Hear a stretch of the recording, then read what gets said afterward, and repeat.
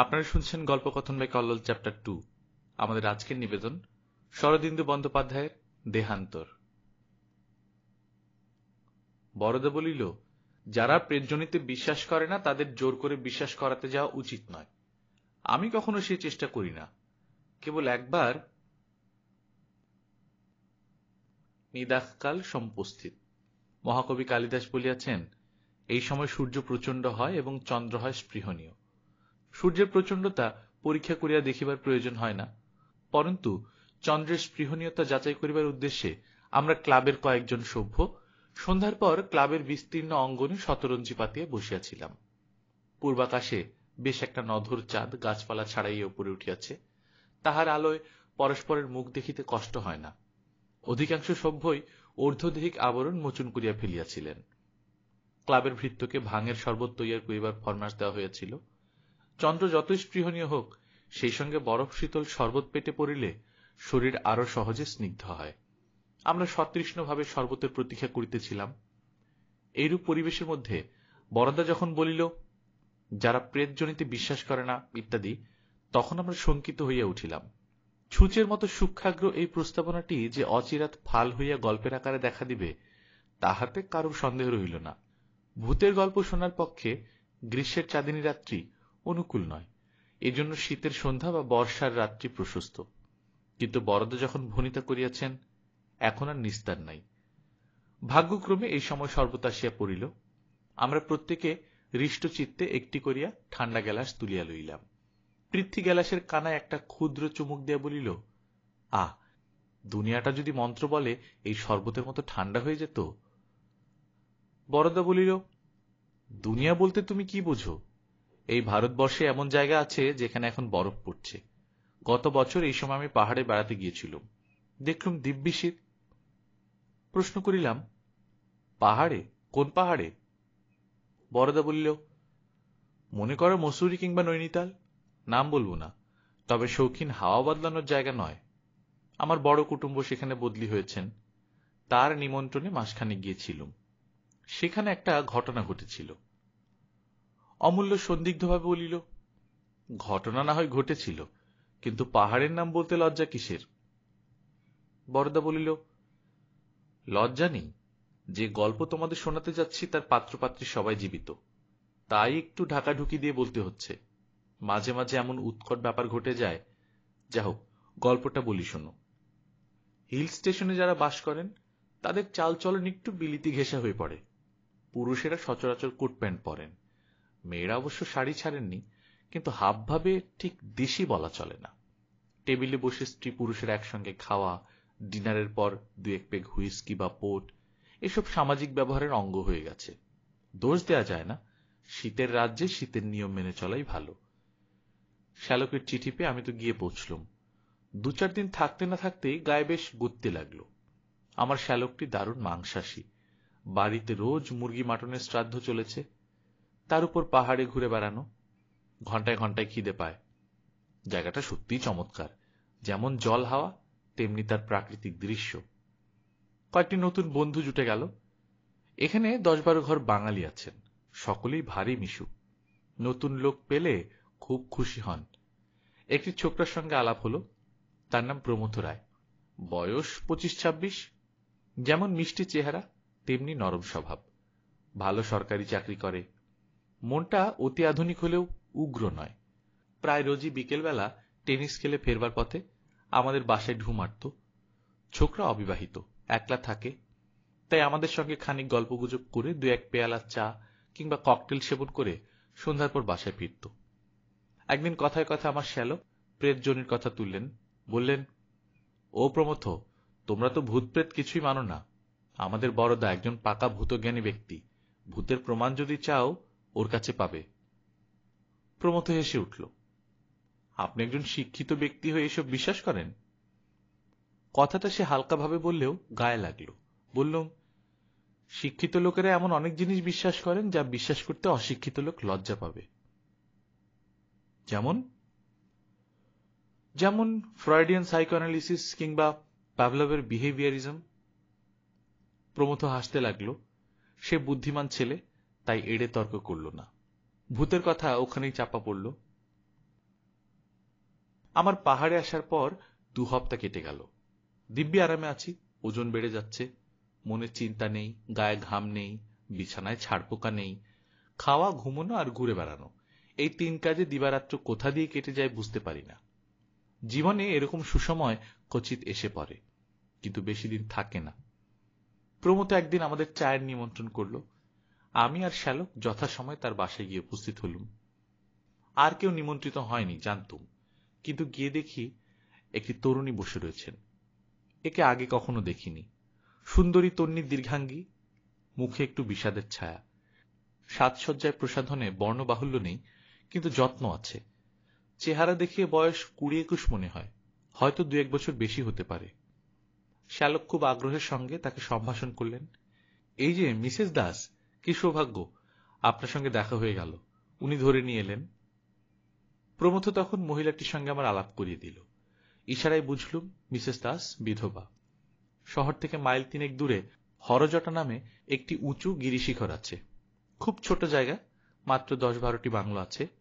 সেইখানে মিসেস দাস থাকেন। হরজটা থেকে শহরের পথ সুগম নয়, মাঝে একটা উপত্যকা পড়ে। তাই সেখানে যারা থাকেন তারা মাঝে মাঝে শহরে এসে আবশ্যক মতো কেনাকাটা করে নিয়ে যান। চা, কেক, সহযোগে গল্প চলতে লাগলো। লক্ষ্য করলুম মিসেস দাস একদিকে যেমন সম্পূর্ণরূপে আধুনিকা, অন্যদিকে তেমনি শান্ত এবং সংযত। তার সুন্দর চেহারার একটা প্রবল আকর্ষণ আছে, অথচ তার সঙ্গে খুব বেশি ঘনিষ্ঠতা করাও চলে না। তিনি অত্যন্ত সহজভাবে সকলের সঙ্গে হাসি ঠাট্টায় যোগ দিতে পারেন, কিন্তু তার সঙ্গে প্রগল্ভতা করার সাহস কারুর নেই। তার সুকুমারত্বই যেন বর্ম। প্রমথকেও সে সঙ্গে লক্ষ্য করলুম। এতদিন বুঝতে পারিনি যে তার জীবনে প্রেম ঘটিত কোনো জটিলতা আছে। এখন দেখলুম বেচারা একেবারে হাবুডুবু খাচ্ছে। কম্পাসের কাঁটা অন্য সময় ঠিক থাকে, কিন্তু চুম্বকের কাছে এলে একেবারে অধীর, অসংবৃত হয়ে পড়ে। প্রমথর অবস্থাও সেই রকম। তার প্রতিটি কথা, প্রতিটি অঙ্গভঙ্গি প্রকাশ করে দিচ্ছে যে ওই মেয়েটিকে সে ভালোবাসে। লোকলজ্জার খাতিরেও মনের অবস্থা লুকোবার ক্ষমতা তার নেই। অথচ মিসেস দাস বিধবা, হন প্রগতিশীল আধুনিকা, তবু হিন্দু বিধবা। মনে মনে উত্তেজিত হয়ে উঠলুম। পাহাড়ের হিমেল হাওয়ায় এই যে বিচিত্র রোমান্স অঙ্কুরিত হয়ে উঠেছে, এর পরিণতি কোথায়? চায়ের পর্ব শেষ হতেই মিসেস দাস উঠে পড়লেন। দিনের আলো থাকতে থাকতে তাকে হরজটায় ফিরতে হবে। তিনি আমাদের 3 জনকে দৃষ্টির আমন্ত্রণে টেনে নিয়ে বললেন, একদিন হরজটায় আসুন না, একটু নিরিবিলি, এই যা, নইলে খুব সুন্দর জায়গা। এমন সূর্যোদয় পৃথিবীতে আর কোথাও দেখা যায় না, আসবেন। আমরা গলার মধ্যে ধন্যবাদ সূচক আওয়াজ করলুম। তিনি চলে গেলেন। তারপর আরো কিছুক্ষণ বসে আমরা উঠলুম। অতিথি সৎকারের যথোচিত চেষ্টা সত্ত্বেও প্রমথ ক্রমাগত অন্যমনস্ক হয়ে পড়ছে দেখে তাকে আর কষ্ট দিতে ইচ্ছে হল না। বাড়ি ফেরার পথে শ্যালককে জিজ্ঞেস করলুম, কি হে, ব্যাপার কি? ভেতরে কিছু কথা আছে নাকি? শ্যালক আমার দিকে চেয়ে মুচকি হাসলেন। তুমিও লক্ষ্য করেছ দেখছি। আমি গুজব শুনেছিলুম, আজ চোখে দেখলুম। প্রমথ সাবিত্রীকে বিয়ে করার জন্য ক্ষেপে উঠেছে। ওর নাম বুঝি সাবিত্রী? তা উনি কি বলেন? যতদূর শুনেছি সাবিত্রীর মত নেই। মত নেই কেন? হিন্দু সংস্কার না অন্য কিছু? তা ভাই ঠিক বলতে পারি না। কতকটা সংস্কার হতে পারে, আবার কতকটা মৃত স্বামীর প্রতি ভালোবাসা হতে পারে। স্বামী কতদিন মারা গেছেন? তা প্রায় বছর 2 হতে চলল। ভদ্রলোক রেলের বড় ইঞ্জিনিয়ার ছিলেন, হঠাৎ রেলে কাটা পড়লেন। তোমার সঙ্গে পরিচয় ছিল? সামান্য। খুব রাশভারী জবরদস্ত লোক। বয়স আন্দাজ 35 বছর হয়েছিল। মাত্র বছর খানেক আগে সাবিত্রীকে বিয়ে করেছিলেন। মিসেস দাস হরজটে থাকেন কেন? বাড়িটা দাসের ছিল, সাবিত্রী উত্তরাধিকার সূত্রে পেয়েছে। তাছাড়া দাস অন ডিউটি মারা গিয়েছিলেন, তাই রেলওয়ে থেকে তার বিধবা একটা মাসোহারা পায়, তাইতেই চলে। সাবিত্রী কেমন মেয়ে তোমার মনে হয়? খুব ভালো। অমন মেয়ে দেখা যায় না। এই বয়সে একলা থাকে, কিন্তু কেউ কখনো ওর নামে একটা কথা বলতে পারেনি।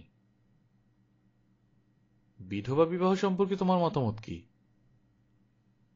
এরকম ক্ষেত্রে হয় ভালো। সারা জীবন অতীতের পানে চেয়ে কাটিয়ে দেওয়ার কোনো মানে হয় না। ছেলেপুলে থাকলেও বা কথা ছিল, কিন্তু সাবিত্রী বোধহয় বিয়ে করবে না। এই ঘটনার পর আরো দিন 10 কেটে গেল। প্রমথ আর আসেনি। আমরা তার মনের কথা আঁচ করেছি বলেই বোধহয় সে আমাদের এড়িয়ে যাচ্ছে। আমারও স্বর্গ হতে বিদায় নেওয়ার সময় হলো। আমি পাত্তারি গুটুচ্ছি, এমন সময় একদিন প্রমথ এলো। একটু লজ্জা লজ্জা ভাব। 2-4 কথার পর বলল, মিসেস দাস চিঠি লিখে আমাদের 3 জনকে হরজটায় নেমন্তন্ন করেছেন সূর্যোদয় দেখার জন্য, যাবেন? আমার কোনো আপত্তি ছিল না, কিন্তু শ্যালক আপত্তি তুললেন। সূর্যোদয় দেখতে হলে তার আগের রাত্রে গিয়ে হরজটে থাকতে হয়, কিংবা রাত্রি 2টোর সময় এখান থেকে বেরোতে হয়। সে কি সুবিধা হবে? প্রমথ পকেট থেকে চিঠি বার করে বলল, তার চিঠি পড়ে দেখুন, অসুবিধে বোধহয় হবে না।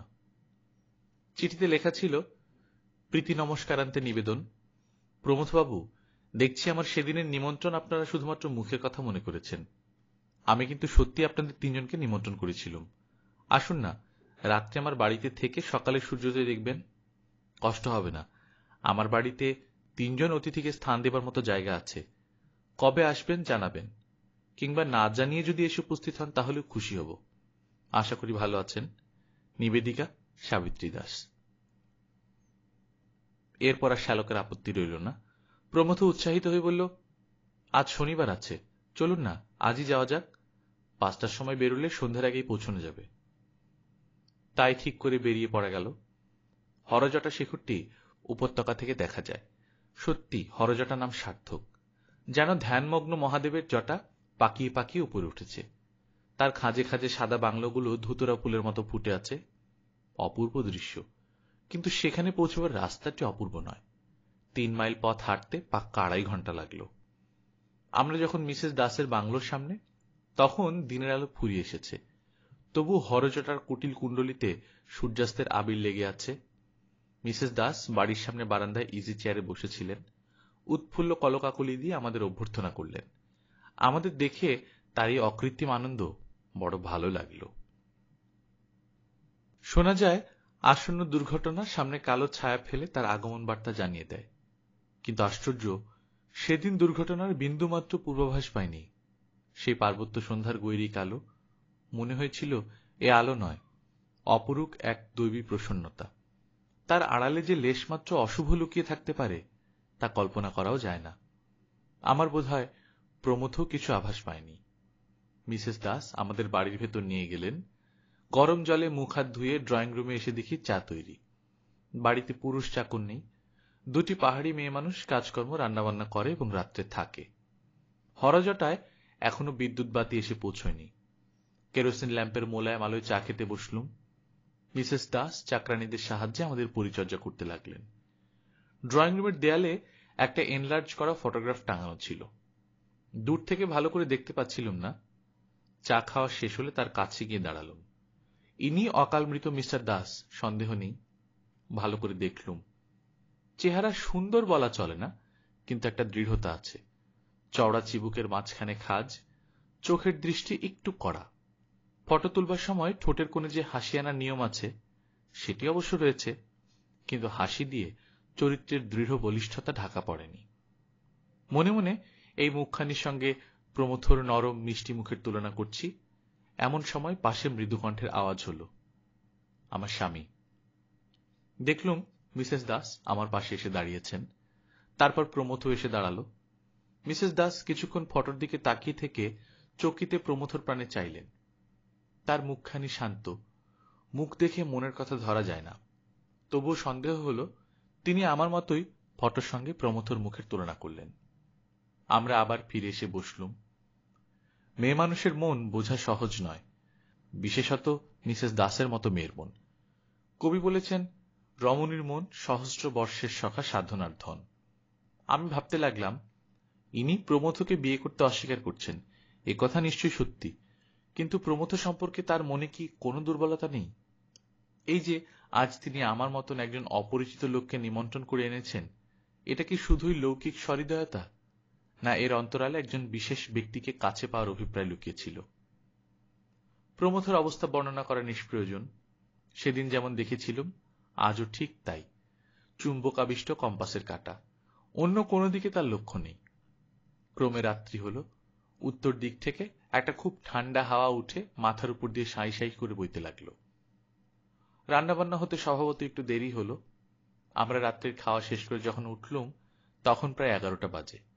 মিসেস দাস বললেন, আপনারা শুয়ে পড়ুন গিয়ে। সকাল 3:30টার আগে কিন্তু উঠতে হবে, নইলে সূর্যোদয়ের সব সৌন্দর্য দেখতে পাবেন না। ভাবনা হলো এখন শুতে গেলে 3:30টার সময় ঘুম ভাঙবে কিনা। যদি না ভাঙে আজকের অভিযানটাই ব্যর্থ হয়ে যাবে। জিজ্ঞেস করলুম, অ্যালার্ম ঘড়ি আছে কি? মিসেস দাস বললেন, না, কিন্তু সেজন্য ভাববেন না, আমি ঠিক সময় আপনাদের তুলে দেব। শ্যালক বললেন, কিন্তু আপনার ঘুম যে ভাঙবে তার ঠিক কি? মিসেস দাস একটু হেসে বললেন, আমি ঘুমোবো না, এই ঘন্টা বই পড়ে কাটিয়ে দেব, আমার অভ্যাস আছে। অবাক হয়ে চেয়ে রইলুম। আমরা ঘুমোবো আর ভদ্রমহিলা সারা রাত জেগে থাকবেন? হঠাৎ প্রমথ তার দিকে এগিয়ে গিয়ে বলল, তাহলে আমিও জেগে থাকি। আমাদের দিকে চেয়ে বলল, আপনারা শুয়ে পড়ুন। আমার মন কিন্তু এই প্রস্তাবে সায় দিল না। আমরা দুজন বয়স্ক ব্যক্তি ঘুমোবো আর এই দুটি যুবক যুবতী সারা রাত্রি একত্র থাকবে। শ্যালক সমস্যা ভঞ্জন করে দিয়ে বলল, তবে আমরা সকলেই জেগে থাকছি না কেন? আমার আবার নতুন জায়গায় সহজে ঘুম আসে না, এমনিতেই হয়তো চোখ চেয়ে রাত কেটে যাবে। আমি বললাম, আমারও ঠিক তাই। মিসেস দাস আপত্তি করলেন, কিন্তু আমরা শুনলুম না। ড্রয়িং রুমে বেশ জুত করে বসা গেল। 4 ঘন্টা দেখতে দেখতে কেটে যাবে। শ্যালক প্রস্তাব করলেন তাস খেলা যাক, কিন্তু বাড়িতে তাস ছিল না বলে তার হল না। প্রথমে খুব উৎসাহের সঙ্গে আরম্ভ হয়ে ঝিমিয়ে ঝিমিয়ে গল্প চলছে। মিসেস দাস একটা হেলান দেওয়া চেয়ারে শুয়েছেন, শ্যালক সোফায় লম্বা হয়ে সিগারেট টানছেন। আমিও একটা গদি মোড়া চেয়ারে গুটিসুটি হয়ে বেশ আরাম অনুভব করছি। কেবল প্রমথ অস্থিরভাবে ঘরময় ঘুরে বেড়াচ্ছে, এটা ওটা নাড়ছে, আলোটা কখনো কমিয়ে দিচ্ছে, কখনো বাড়িয়ে দিচ্ছে। মিসেস দাসের শান্ত চোখ তাকে অনুসরণ করছে। 12টা বাজল। শ্যালক উঠে বসলেন, সিগারেটের দগ্ধ প্রান্তটুকু অ্যাশটের উপর রেখে বললেন, আচ্ছা মিসেস দাস, আপনি এই বাড়িতে একলা থাকেন, আপনার ভয় করে না? মিসেস দাস একটু ভ্রু কুঁচকে তাকালেন। ভয়? কিসের ভয়? বাড়ির মাথার উপর ঠান্ডা বাতাসটা সাঁই সাঁই শব্দ করে চলেছে। আমি একটা হাই চাপা দিয়ে বললুম, মনে করুন ভূতের ভয়। প্রমথ মিস্টার দাসের ফটোগ্রাফের সামনে দাঁড়িয়ে বিরাগ ভরা চোখে তার দিকে তাকিয়েছিল। আমার কথা শুনে চকিতে ফিরে চাইল। তারপর সে আমাদের মধ্যে এসে দাঁড়ালো, বিদ্রুপ করে বলল, ভূতের ভয়? সে আবার কি? ভূত বলে কিছু আছে নাকি? বরদাবাবুর যত কুসংস্কার। মিসেস দাসকে জিজ্ঞেস করলুম, আপনারও কি তাই মত? তিনি একটু চুপ করে থেকে বললেন, পরজন্ম আমি বিশ্বাস করি, কিন্তু ভূত কি জানি। প্রমথ জোর গলায় বলে উঠল, ভূত নেই। ভূত শব্দের যে অর্থই ধরো, ভূত থাকতে পারে না, আছে শুধু বর্তমান আর ভবিষ্যৎ। এটাই কি যথেষ্ট নয়? তার মুখের পানে তাকালুম। মুখখানা লাল হয়ে উঠেছে। প্রমথ গরম স্বভাবের মানুষ, তাকে এত বিচলিত কখনো দেখিনি। যেন সাবিত্রীকে একটা কথা বলবার জন্য তার প্রাণে প্রবল আবেগ উপস্থিত হয়েছে, অথচ আমাদের সামনে বলতে পারছে না। শ্যালকও ব্যাপারটা বুঝেছিলেন। তিনি বললেন, বর্তমান আর ভবিষ্যৎ যদি থাকে তবে ভূতও থাকতে বাধ্য। আমাদের সকলেরই অতীত জীবন আছে, সেটাই ভূত। তোমারও ভূত আছে প্রমথ, তাকে এড়ানো সহজ নয়। তবে মরা মানুষের সঙ্গে আমাদের তফাৎ এই যে মরা মানুষের সবটাই ভূত, আর আমাদের কিছুটা বর্তমান আর কিছুটা ভবিষ্যৎ আছে। শ্যালক যে ভূত কথাটার দুরকম অর্থ নিয়ে লোফালোফি করছেন, প্রমথ তা বুঝল না। তখন রোগ চেপে গেছে তার। সে হাত নেড়ে বলল, ওসব হেয়ালে আমি বুঝি না। মৃত্যুর পর আত্মা যে বেঁচে থাকে তা প্রমাণ করতে পারেন? শ্যালক হেসে বললেন, আমি কিছুই প্রমাণ করতে পারি না। প্রেতজনী সম্বন্ধে বরদা খবর রাখে, ওকে জিজ্ঞেস করো। আমি বলল, দেখুন প্রমথবাবু, যে লোক জেগে ঘুমোয় তাকে জাগানো যায় না। আপনি যদি বিশ্বাস করবেন না বলেই বদ্ধপরিকর হয়ে থাকেন, তাহলে আপনাকে বিশ্বাস করানো কারোর সাধ্য নয়। তবে এইটুকু বলতে পারি, অনেক বৈজ্ঞানিক বুদ্ধিসম্পন্ন প্রতিভাবান লোক প্রেতজনীতে বিশ্বাস করেছেন। William Crookes, Oliver Lodge, Conan Doyle. Pramatha মুখ শক্ত করে বলল, আমি বিশ্বাস করি না। যদি প্রমাণ দিতে পারেন তো প্রমাণ করুন, নইলে কেবল কতগুলো বিলিতি নাম আওড়ে আমাকে কাবু করতে পারবেন না। একটু রাগ হলো। বললুম, বেশ, বিশ্বাস করা না করা আপনার ইচ্ছে, কিন্তু চেষ্টা করে দেখতে দোষ কি? মিসেস দাস, আসুন প্ল্যানচেট করা যাক। তিনি একটু শঙ্কিত হয়ে বললেন, প্ল্যানচেট? ভূত নামাবেন? বললুম, প্রমথবাবুর অবিশ্বাস ভাঙবার তার কোনো উপায় দেখি না, তবে আপনার যদি ভয় করে তাহলে কাজ নেই। তিনি বললেন, না, ভয় করবে না। চকিতে একবার প্রমথের দিকে তাকিয়ে বললেন, বেশ তো, করুন না, আর কিছু না হোক সময় তো কাটবে। কি চাই বলুন? বললুম, বেশি কিছু নয়, শুধু একটা তেপায় টেবিল হলেই চলবে। ছোট্ট একটা তেপায় টেবিল ঘরেই ছিল। আমি তখন দু চার কথায় প্ল্যানচেটের প্রক্রিয়া বুঝিয়ে দিলাম। তারপর আলোটা কমিয়ে দিয়ে চারজনে টেবিলে ঘিরে বসা গেল। শ্যালক প্রশ্ন করলেন, কাকে ডাকা হবে?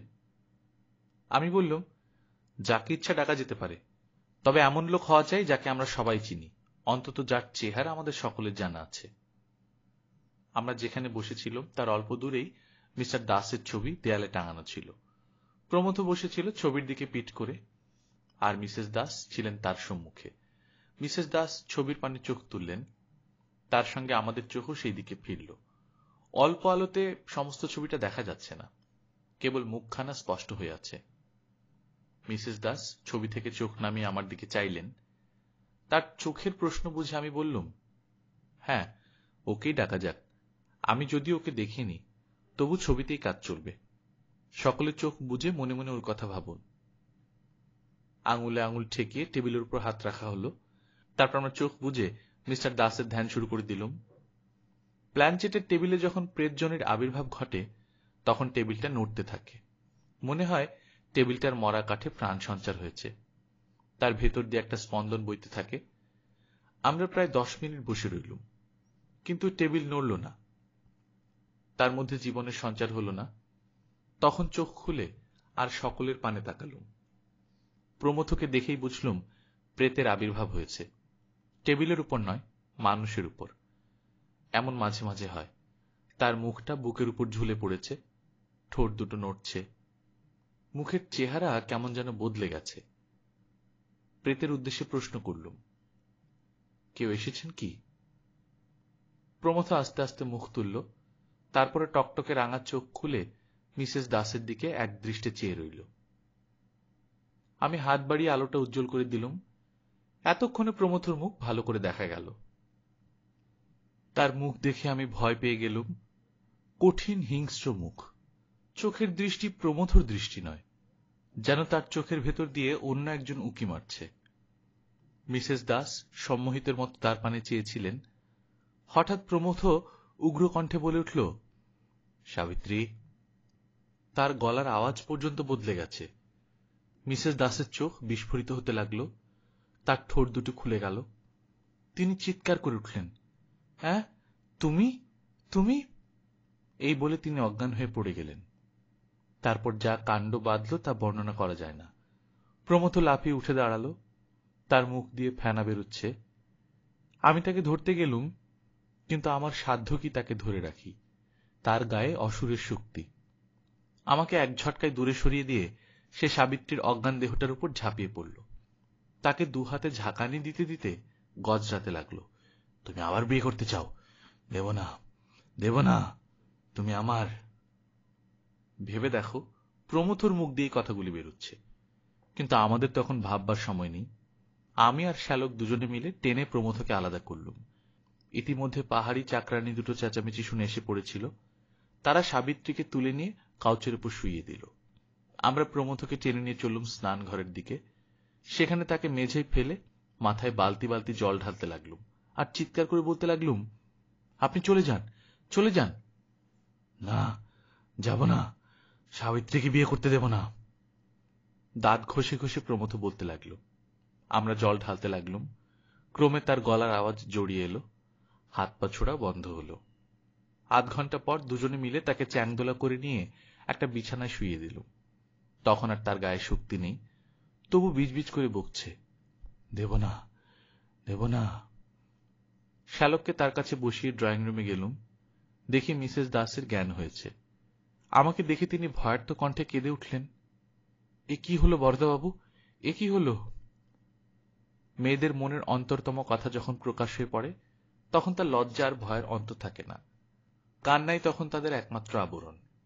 আমি মিসেস দাসের পাশে বসে তাকে যথাসাধ্য ঠান্ডা করার চেষ্টা করলুম। তারপর চাকরানীদের বললুম, এক পেয়ালা কড়া চা শিগগির তৈরি করে নিয়ে এসো। সেদিন সূর্যোদয় দেখা মাথায় উঠল। দুই ঘরে দুটি রোগীর পরিচর্যা করতেই বেলা 7টা বেজে গেল। যা হোক, মিসেস দাস তো সামলে উঠলেন, কিন্তু প্রমথ সেই বিছানায় শুয়ে ঘুমিয়ে পড়ল।